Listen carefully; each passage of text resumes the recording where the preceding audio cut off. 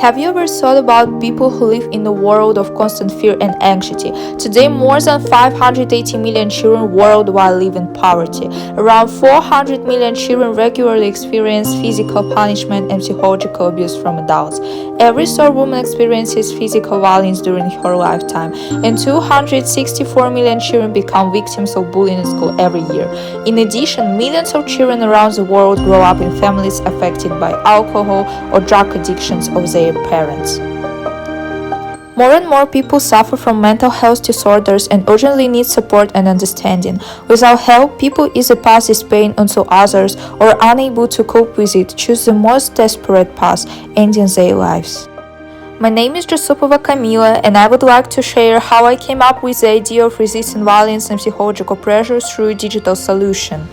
Despite the scale of this problem, most digital products today focus on relaxation rather than real support for people in crisis. If we look at the mental health and relaxation app market, the main competitors today are Calm and Headspace. Most existing solutions are designed for people who are not under serious psychological pressure. These apps have expensive subscriptions, which means users can access only limited functionality. Their core concept is based on meditation and relaxing audio, while children and people living in difficult life conditions often lack both financial resources and time to use such services regularly.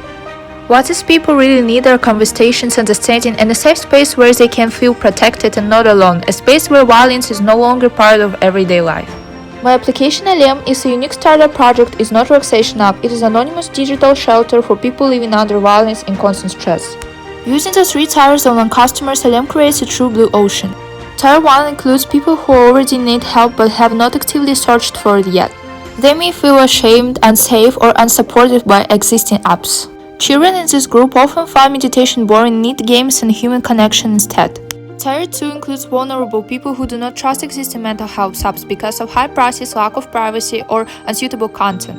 For many of them, meditation alone is not enough. They need real support and safe communication. Tier 3 includes people who do not yet identify themselves as needing help. Alem reaches them through prevention, emotional education, and a safe digital environment before crisis begins. Based on unmet demand, I built an ERC grid. I decided to eliminate open user identifications, the need for self-discipline or prior knowledge to practice, paid crisis content, boring practices or audios that do not work for everyone, progress tracking toward calmness, and a focus only on meditation. I understood that I needed to raise safety and privacy, accessibility for both children and adults, emotional trust and support, interface simplicity, clear language, and fast help. I reduced complex navigation, long programs, the pressure of performing mindfulness, and dependence on payment for basic support. Based on these reflections, I created anonymous support for abuse and bullying, AI bots combined with human curators, calming games, app masking, safety-focused design, multifunctionality, and free access. As a result, the value curve of Alem shifts from self-regulation to support, from discipline to accessibility, from private practices to the feeling that you are not alone. During this process, I realized that the focus on meditation should be reduced. Therefore, all monetization in the app is concentrated on meditation content. All other features are completely free, so they remain accessible to people in crisis.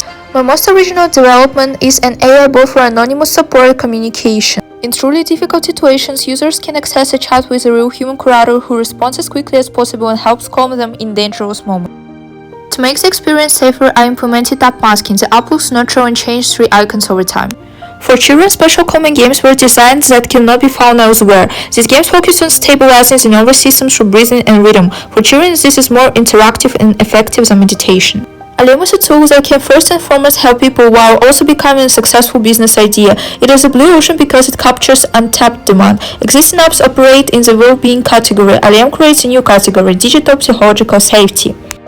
At this stage, this is a very early project with no partners, patents, or funding. In the future, I plan to find sponsors who can support the development.